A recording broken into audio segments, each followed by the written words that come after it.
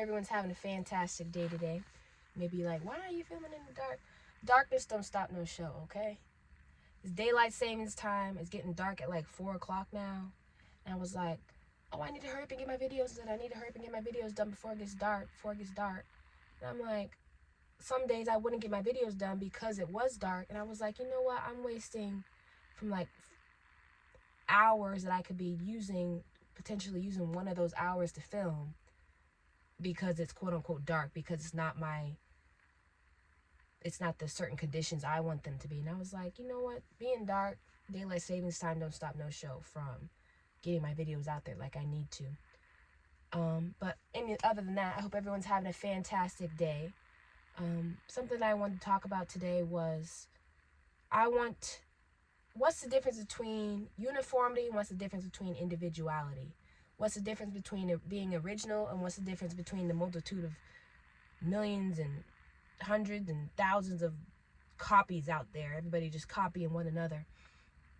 You have to realize when people want you uniform, it's when everyone looks the same, they think the same, they act the same, and it's disguised as comfort. It's comfort disguised as community. And individuality is when you start to choose to be yourself, even when it makes people uncomfortable. Because one is controlled and the other one is free.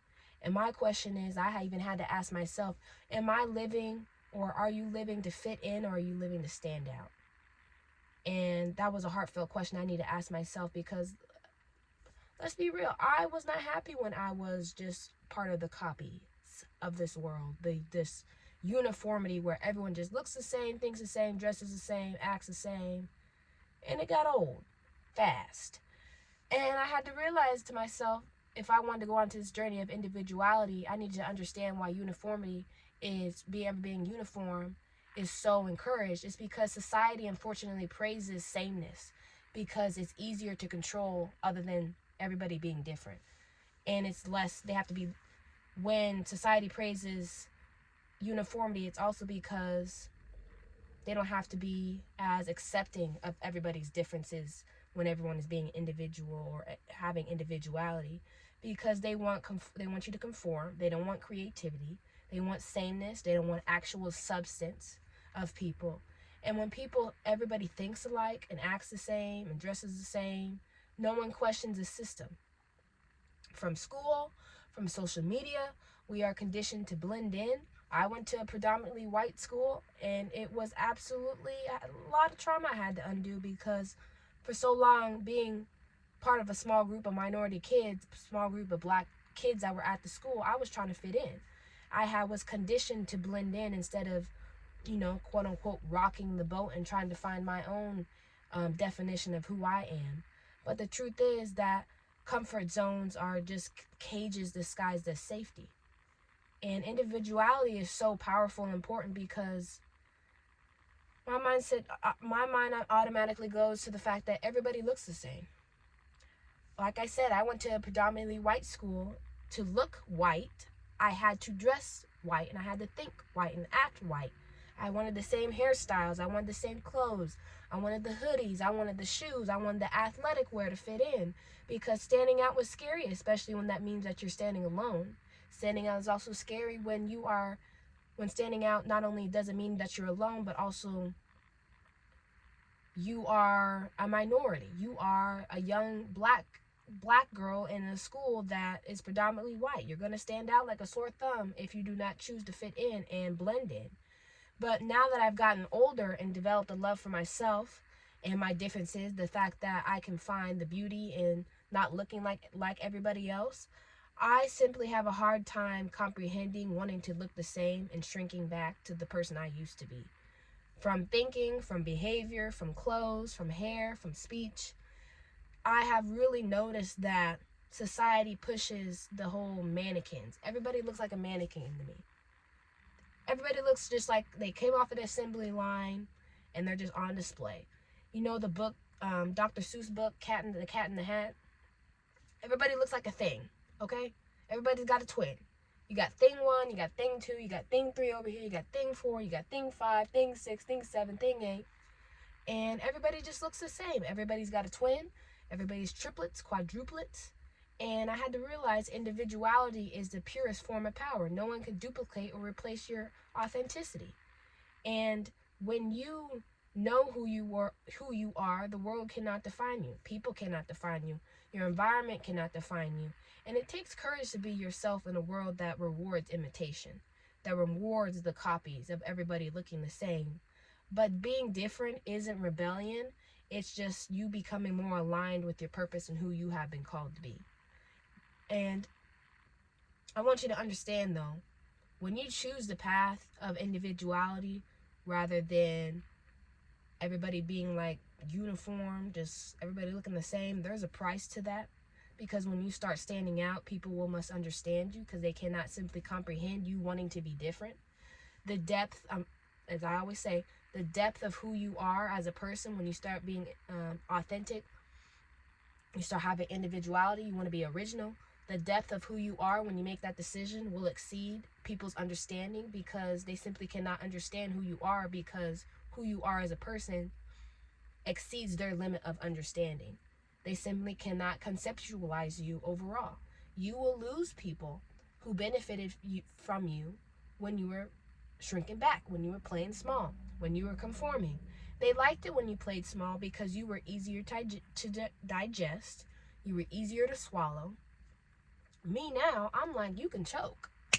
You can choke, you can gag, you can throw up, because I'm no longer going to shrink myself because I'm not for everybody. And that's okay.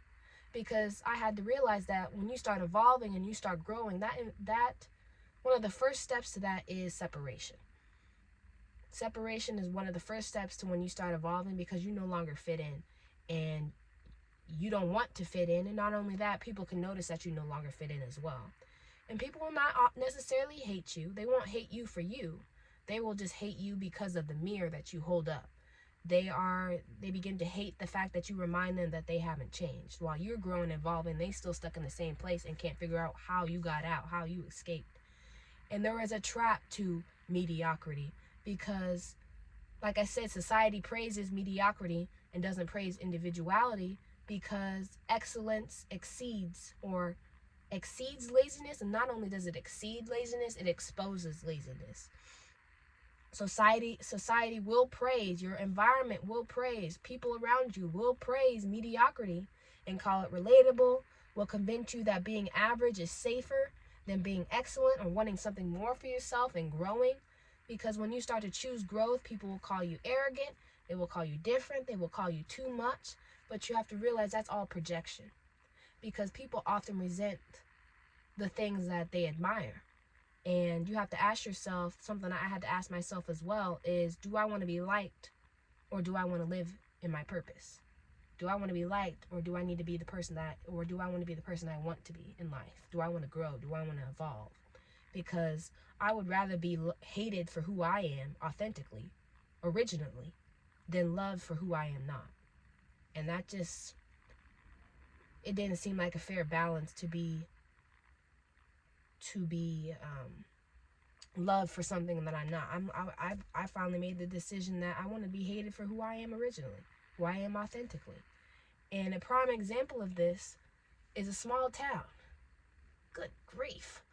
Small towns, small minds, small ceiling. You start hitting that cap real fast when you start wanting more for yourself and you start developing your individuality and you start being authentic.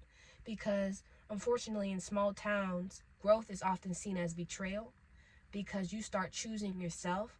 You start choosing the purpose God has for you more than people around you and more than complacency, more than being just like I said, a thing and like a Cat in the Hat Dr. Seuss book. Everybody look the same. You start wanting to push the norm and wanting to go outside of that box.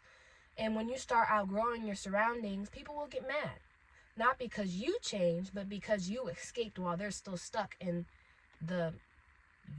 everybody being the same. They can't comprehend how you got out and they're still stuck playing that game of everybody got to look the same, think the same, act the same, behave the same. They simply cannot understand it. And you become a mirror of what they could be if they stop settling for less.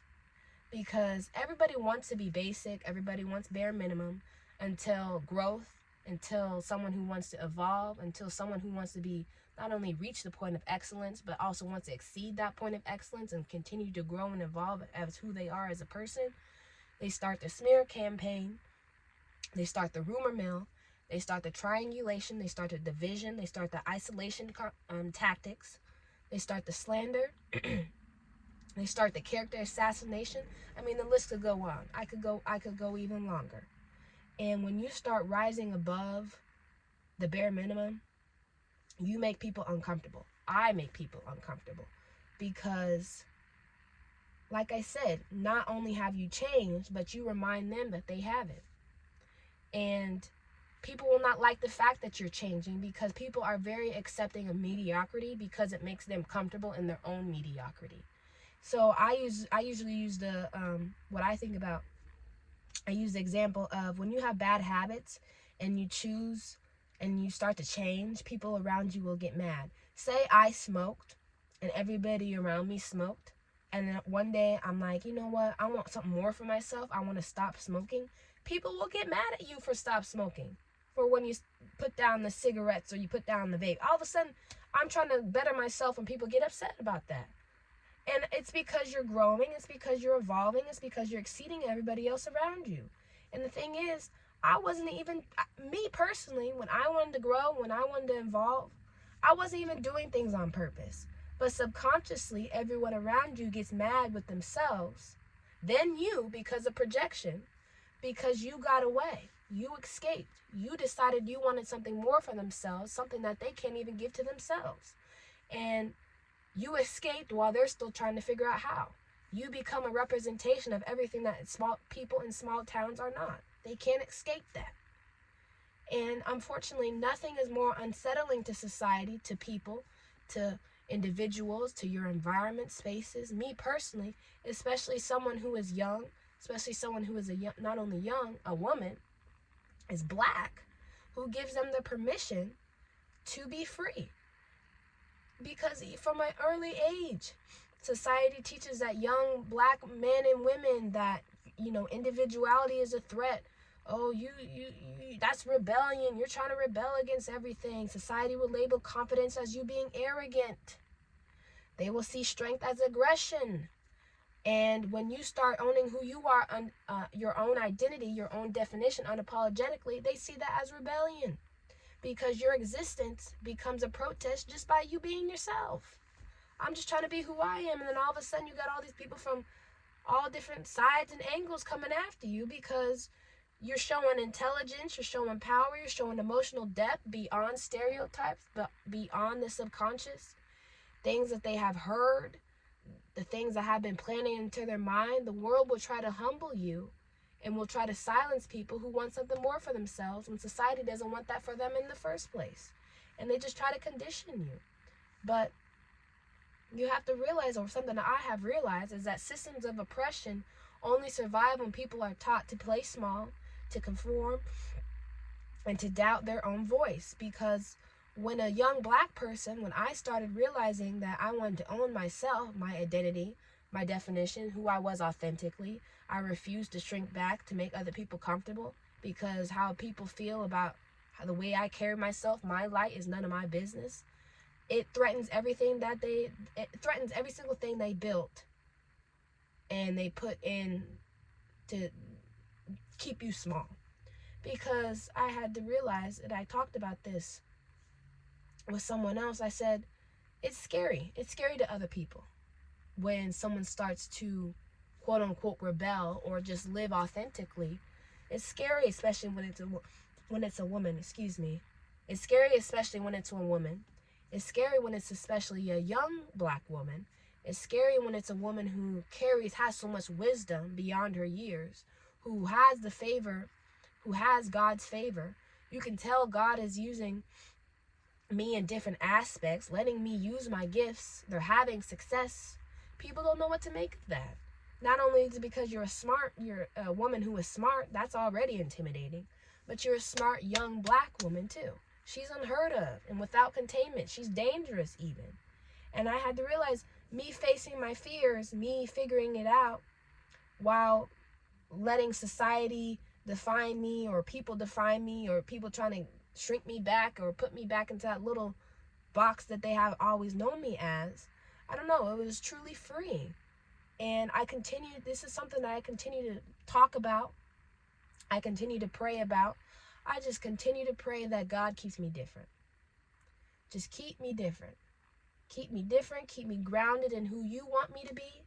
Even when the world and my environment and people around me want me to fit in. They want me to shrink. They don't want me to be who I am anymore. They don't want me to be authentic. Just please keep me different. Because I know you didn't call me to blend in. You called me to stand out. And being different is going to be a heavy weight. Because it's a heavy weight for me. But my thing is, I would rather be different. I'd rather be authentic. I'd rather be original. I'd rather like who I am than me be on the flip side and not like who I am and have no individuality and shrinking to make myself more digestible to people so people can digest me and understand me. I don't know, I seem like I'd rather take the side where I'm misunderstood, where it's a heavyweight, where I am authentic, because I feel like that's a side where it's more genuine. I feel more happier and more peaceful from operating from that side. So my thing is, you just need to stop shrinking yourself to make other people comfortable. The world does not need another copy. Doesn't need another thing. Doesn't need another thing 1, 2, 3, 4, 5, and 6 from Dr. Seuss. It just needs your originality. It needs your authenticity. And being yourself will cost you comfort, but it will gain you freedom in the end. And do not let the world try to convince you that being yourself is too much. Being authentic, being original is too much, because it's exactly what the world wants you to think. It's exactly what people around you, your environment, spaces want you to think. They want you to play small. They want you to shrink. And just be unapologetically different, because that's where your true power, that's where your true self, your authenticity, that's where it lies. And that's just something that I want to talk about today. Oh my gosh, I've been talking for like 17 minutes. That's rare. I hope everyone has a fantastic day, and I'll see you guys next time. Bye.